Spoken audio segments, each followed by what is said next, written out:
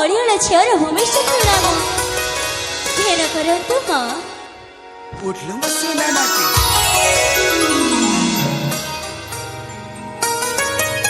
गुरुजी संपूर्ण ଘେର କର ମୋର ଭକ୍ତି ଭରା ଭୂମିଷ୍ଠ ପ୍ରଣାମ।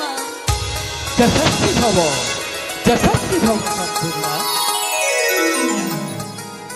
ମା ଆପଣଙ୍କର ମୋତେ ଡକେଇଛନ୍ତି ହଁ ଲୋ ମା ମୁଁ ହିଁ ତତେ ଡକେଇଛି। ହେଲେ କ'ଣ ପାଇଁ ମା? କଣ ପାଇଁ? ହଁ ମା। ମୁଁ ଶୁଣିଲି ତୁ ପଢାରେ ବୋଧେ ମନ ଦଉନୁ। ମା ତୋ ସାଙ୍ଗସାଥି ମାନଙ୍କ ସହିତ ଖେଳକୁଦରେ ତୁ ଭାରି ବ୍ୟସ୍ତ ରହୁଛୁ। ନା ମା ନା, କିଏ କହିଲ? କିଏ ବା କହିବ? ମୁଁ ତ ଅନେକ ଲୋକଙ୍କ ଠାରୁ ଶୁଣୁଛି ଆଉ ଏ କଥା ଗୁରୁଜୀ ମଧ୍ୟ କହୁଥିଲେ। ନା ମା ନା, ଏ ସବୁ ସମ୍ପୂର୍ଣ୍ଣ ମିଛ। ଗୁରୁଜୀ ଗୁରୁଜୀ ଆପଣ କୁହନ୍ତୁ, ମୋ କ'ଣ ପାଠଶାଠରେ ମନ ଲାଗୁନି? ଯେମିତି ଅନ୍ୟ ଛାତ୍ରଛାତ୍ରୀମାନେ ପାଠ ପଢୁଛନ୍ତି ମୁଁ ମଧ୍ୟ ସେମିତି ପାଠ ପଢୁଛି। ହେଲେ ଆପଣ ମାକୁ କ'ଣ କହିଦେଇଛନ୍ତି ଯେ ମା ମୋ ଉପରେ ରାଗି ଯାଉଛନ୍ତି? ଆଲୋ ହେ ସଂପୂର୍ଣ୍ଣ, ମୁଁ ତୋ ବିଷୟରେ କିଛି କହିନି ରାଣୀମାଙ୍କ ପାଖରେ। ଗୁରୁଜୀ ହଁ, ରାଣୀମା ତୋତେ ମଜାରେ ମଜାରେ ଥଟ୍ଟା କରୁଛନ୍ତି ଲୋ। କ'ଣ ହଁ ଥଟ୍ଟା କରିଥିଲେ? ହଁ ମା ଏସବୁ କ'ଣ ଥଟ୍ଟା ଥିଲା?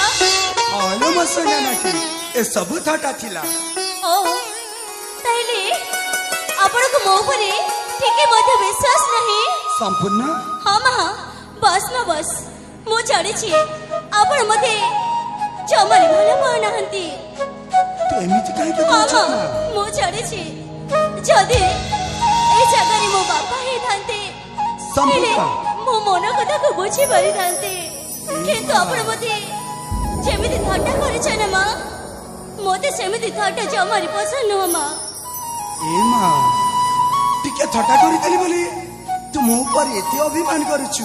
ହଁ ମା ଏ ମା। ମୁଁ ଆପଣଙ୍କ ସହିତ ଜମାରେ କଥା ହେବିନି। ସମ୍ପୂର୍ଣ୍ଣ ତୋ ମା କଣ ତତେ ଥଟ୍ଟା କରିପାରିବନି? ଟିକେ ଥଟ୍ଟା କରିଦେଲି ବୋଲି ତୁ ମୋ ଉପରେ ଏତେ ଯେ ଅଭିମାନ କରୁଛୁ? ମୁଁ ତତେ ଏତେ ଭଲ ପାଏ ରେ ମା। ଏ ମା ମା ମୋ ଥଟ୍ଟା ଯଦି ତତେ ରାଗ ଲାଗୁଛି ନା, ମୁଁ ତୋ ଆଗରେ କାନ ଧରି ବସ୍ ଉଠେଉଛି। ନା ମା ନା ନା ନା। ନା, ମା ମୋ ପରେ ଆପଣଙ୍କର ଗେଲେଇ ଝିଅ। ହଁ ଲୋ ମା, ମୋ କ'ଣ ଏମିତି ଭୁଲ କେବେ କରିପାରିବି? ତା ବିଶ୍ୱାସ ମୋ ଉପରେ ଅଛି ରେ ମା। ହଁ ବାପା ହଁ ମା, ଆପଣ ଯେମିତି ମୋତେ ଶିକ୍ଷା ଦେଇଛନ୍ତି ମୁଁ ସେଇ ପଥରେ ହିଁ ଚାଲୁଛି ମା। ମୁଁ ଏମିତି କେବେ ବି ଭୁଲ ପଥରେ ଯାଇପାରିବିନି। ତୁ ଠିକ କହିଛୁ ରେ ମା।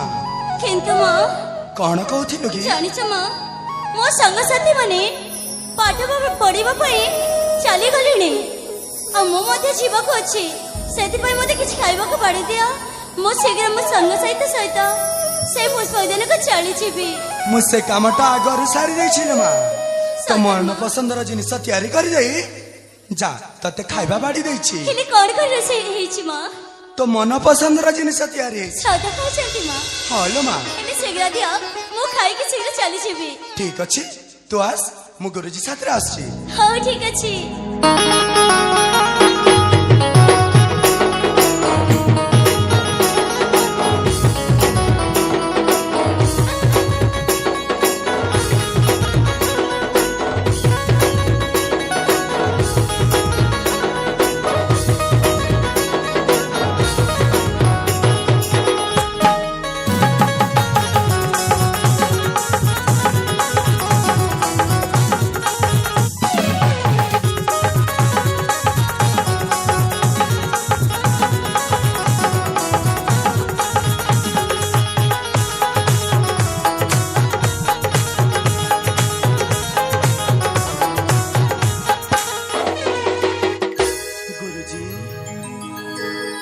ଆପଣଙ୍କୁ କିଭଳି ଧନ୍ୟବାଦ ଦେବି ରାଣୀ ମୁଁ ଆଦୌ ବୁଝିପାରିନି ଗୁରୁଜୀ।